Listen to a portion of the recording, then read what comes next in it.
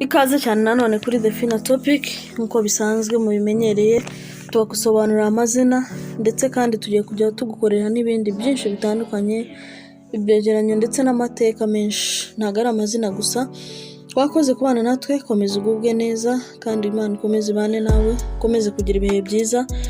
Rero uyu munsi nk'uko bisanzwe tugiye kubagezaho izina Mario cyangwa se Mario bitewe n'aho wize. Rero nawe niba ushaka ko hari izina tugusobanurira, jya hasi muri comment section utwandikire iryo zina, ubutaha tuzarigarukeho turi gusobanurire ndetse tukubwirire n'imiterere yaryo.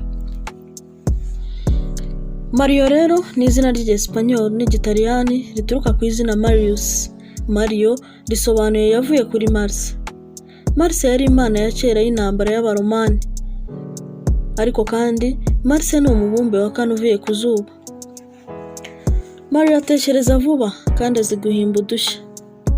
Mario ashima cyane ubuhanzi burimo umuziki, gushushanya ndetse no gukora sinema muri rusange, ku buryo hawo mahugurwa yabikora neza cyane kurusha ibindi byose.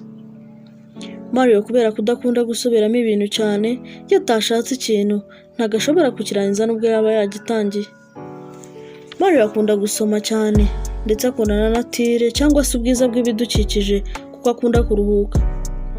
Mario kandi akunda ubwigenge ndetse no kubona intekerezo ze, kubana n'intekerezo ze ndetse no kuvuga uko atekereza. Mario kandi yari kumwe n'abantu atazi, ntabwo apfa kuvuga intekerezo ze cyangwa se kuvuga uko ameze. Mario yatishimye cyangwa se yatengushywe ahinduka vuba muri ako kanya. Mario ni umuntu ugerageza gufasha abantu ndetse bikanamugora cyane kuvuga oya. Mario ababazwa nuko wamusaba ikintu ntaba agishoboye ako kanya, biramubabaza cyane.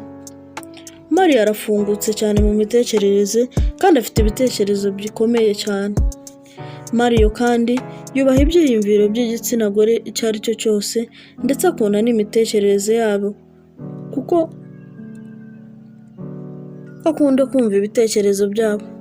Uwo nguwo yari Mario twagarutseho uyu munsi, ariko nanone mbisubiyemo, ushaka ko tugusobanurira izina jya hasi ritubwire tugusobanurire. Wakoze kubana natwe kuri The Fina Topic, nakagaruka mwakoze.